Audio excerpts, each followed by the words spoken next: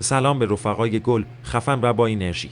امروز اومدیم با یه آنباکس دیگه از کیندی ها. آها، بالاخره آلبوم کالاف به دستم رسید. ولی کاش اون قیمت لعنتی رو نزده بودن رو جلدش.